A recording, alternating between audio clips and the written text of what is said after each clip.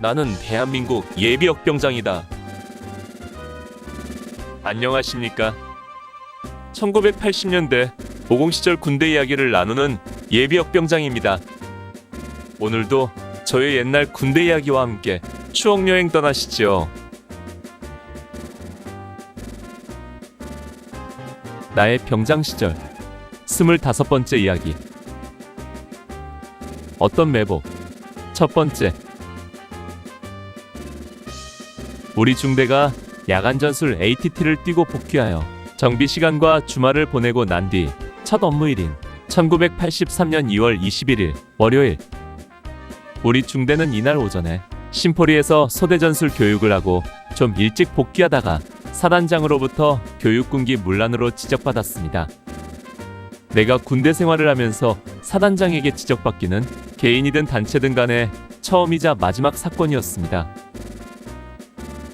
이처럼 뜻하지 않은 사태에 온 중대는 일순간에 침울감에 빠지고 말았습니다.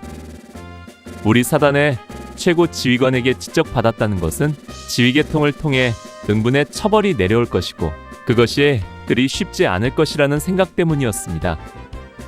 군대는 법과 규정을 반드시 지켜야 하고 그것을 위반할 때에는 반드시 응분의 책임을 져야 하는 곳임을 우리는 모두 잘 알고 있었습니다. 따라서 이번 사건은 중대 전체가 지적받은 문제이기 때문에 단체로 영창은 아니라도 최소한 군기교육 때나 또는 목봉체조 정도는 하리라 생각했습니다. 아무튼 아무리 약해도 무슨 기합이라도 받을 것이고 그냥 넘어가지는 않으리라 생각했던 것입니다. 그러나 중대장의 결연한 정신교육을 끝으로 아무 문제없이 그 일은 마무리되었습니다. 중대장이 무슨 문책을 당했는지는 모르지만 그 후 우리들에게는 그 일에 대해서 이런 방구도 없었습니다. 사단장의 지적이 연대를 통해 내려왔기 때문에 그냥 넘어가지는 않았을 것입니다.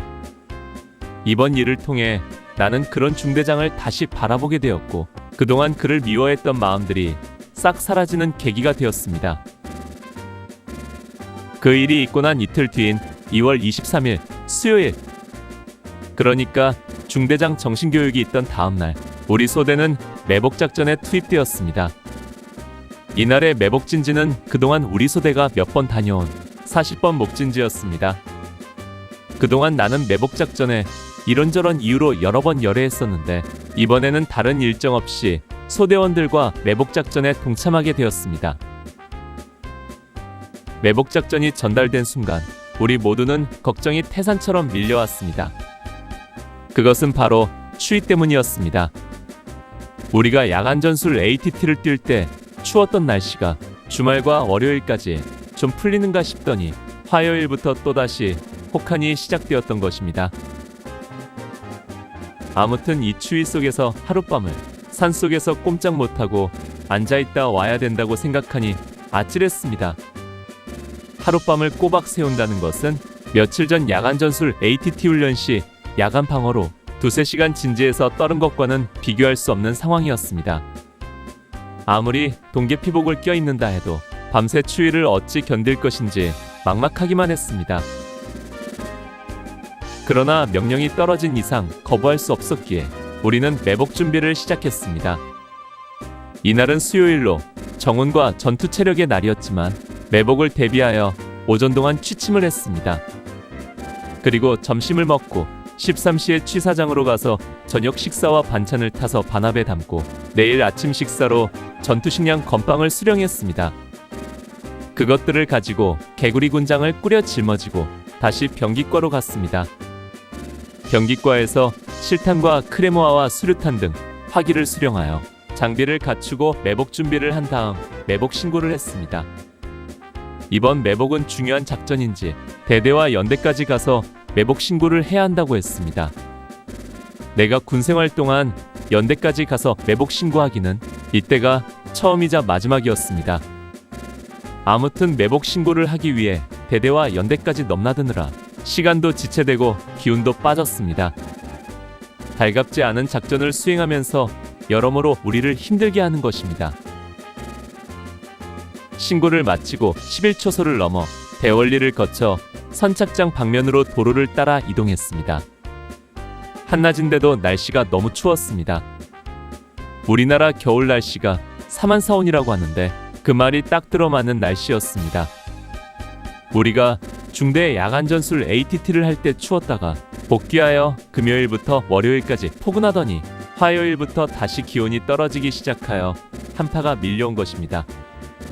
2월 하순으로 접어들었기 때문에 날씨가 풀릴만도 한데 양구는 아직도 한겨울이었습니다. 도대체 이렇게 추운 날 매복을 한다는 것이 도저히 이해가 되지 않았습니다. 무슨 첩보가 있어서 작전을 하는지는 모르지만 사실 이런 날씨에 매복진지에 투입되어 밤을 새운다는 것은 말이 안 되는 일이었습니다.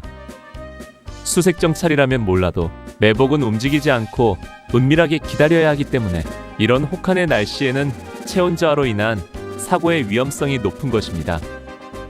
소대장을 맡고 있는 선임하사 방중사도 불만스럽고 걱정되기는 매 한 가지였습니다. 자기가 이제까지 군 생활하면서 이런 날에 매복 나가기는 처음이라고 했습니다. 우리는 매복 장비들을 들고 자대를 출발하여 대월리로에서 중리에서 양구선착장 방면으로 행군했습니다. 이틀 전 사단장에게 지적당했던 지점에 이르자 불현듯 그 일로 인해 이렇게 말도 안 되는 매복 명령이 내려왔나 하는 생각이 들었습니다. 그러나 만약 그 일에 대한 징벌이라면 우리 중대 전체가 당해야지 왜 우리 소대만 당하겠냐는 생각이 들었습니다. 역시 재수 없이 걸린 것이겠죠. 우리는 석현리 고개를 넘어 선착장 입구를 지났습니다. 아직도 매복지까지는 3분지 1도 못 간 지점이었습니다. 선착장을 지나자마자 우리들은 선임하사에게 건의를 했습니다. 선임하사님, 선착장도 지났으니까 우리 버스 타고 가는 것이 어떻겠습니까? 선착장 근처에는 검문소가 있기 때문에 그 전에 버스를 탈 수 없었지만 이제부터는 걸릴 염려가 없기 때문에 버스를 타고 가자는 제안이었습니다. 우리들의 제안에 선임하사도 호응을 했습니다. 선임하사인들 이 추위 속에 삼형산자락까지 걸어가고 싶을 리 없었겠지요. 우리는 어둠이 내리기 시작하는 소양호변 도로에서 찬바람을 맞으며 버스를 기다리기 시작했습니다. 몽진리, 수인리, 추곡리까지 가는 버스는 하루에 몇 대 다니지 않았고 우리는 버스 시간표도 알지 못해 얼마나 기다려야 할지도 몰랐습니다. 저녁때가 되면서 기온은 더욱 곤두박질 쳤고 우리는 추위를 이기기 위해 제자리 뛰기를 하거나 종종걸음을 하며 버스를 기다리기 시작했습니다. 오늘 추억여행에 함께 해주셔서 감사합니다. 다음 이야기를 기대해 주시고 구독과 좋아요 부탁드립니다. 항백